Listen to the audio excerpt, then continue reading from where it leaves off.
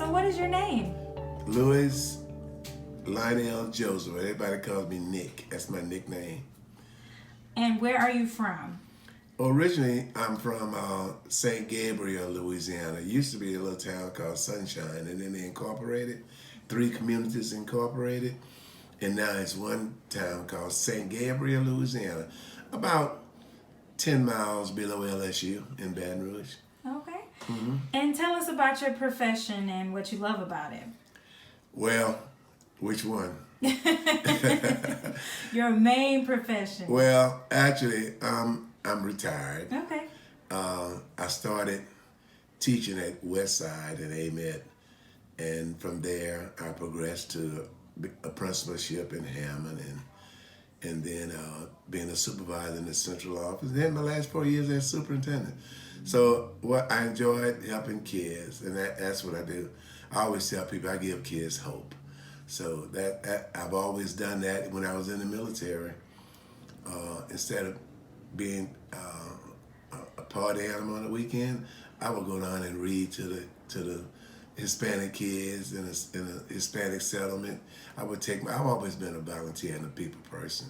So I retired from the military as well. I was a personnel officer, an equal opportunity officer, a sexual harassment officer. So I've always had to mix and mingle with people, and I love what I do. Okay. And what do you love about what you've done working with children, working with kids, and the things that you do in the community? Well, Chelsea, I tell civic, social, religious organizations all the time when I give speeches that if you really want to judge the worth of a community, notice how that community treats its children. What do you do for your babies, for your kids, for your children that are not your children? What do you do for your community? How do you give back? So that's what I do. I try my best to help as many kids as I possibly can. I also worked at the Youth Challenge program in Carville, and that's all about kids again. And we work with those kids who either dropped out of high school or were expelled from high school or just didn't fit in a traditional high school setting. Well, we brought those kids into our program at Carville, and we had something like an 85% graduation rate of those kids. Some went back to the workforce, some went to college, some went into the military. The point being, though, they all ended up being successful kids who were, at one time, thought they wouldn't make it, and we gave them hope. Awesome. What are some of your achievements and honors or awards that you've been given?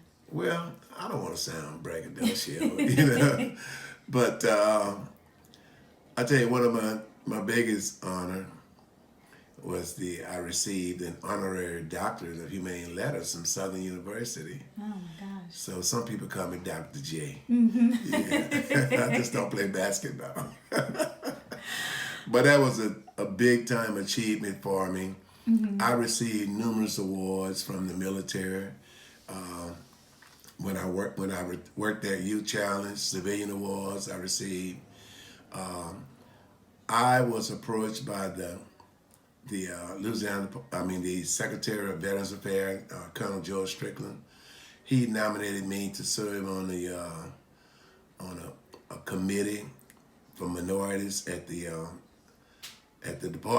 U.S. Department of Veterans Affairs, and I haven't heard from them yet. So I'm hopefully I can get that appointment. But serving in the school district, helping kids, and I serve on the trustee board at my church.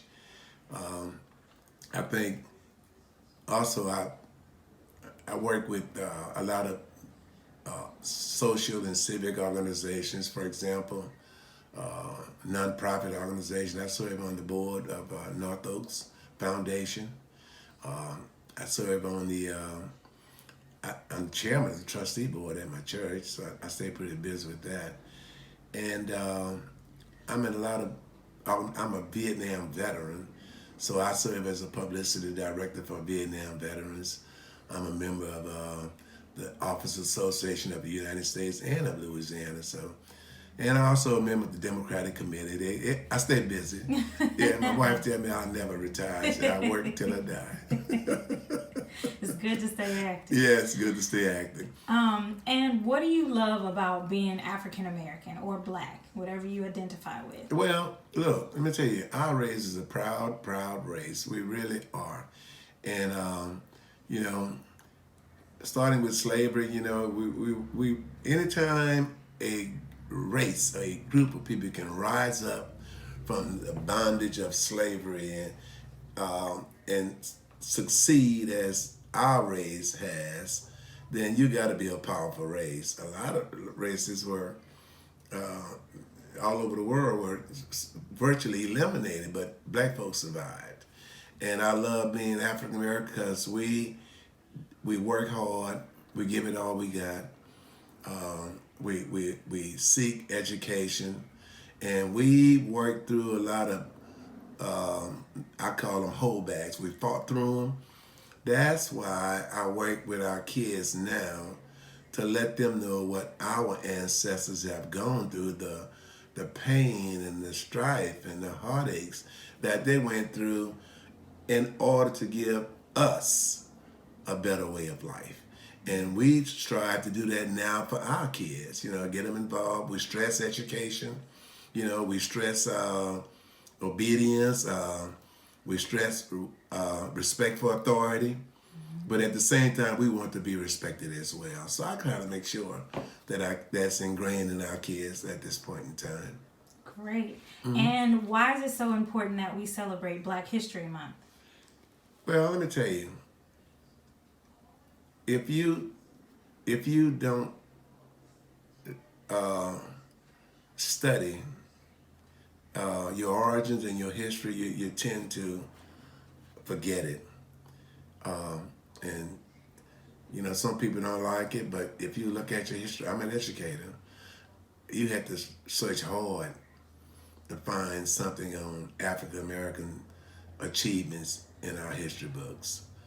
But now, and thank God, it's finally come to fruition where even LSU is starting African American studies, because you've always had HBCUs, but LSU is doing it now, and people have realized that we African American contribute a tremendous amount to the development of the United States of America. But now we're finally getting recognition to that effect.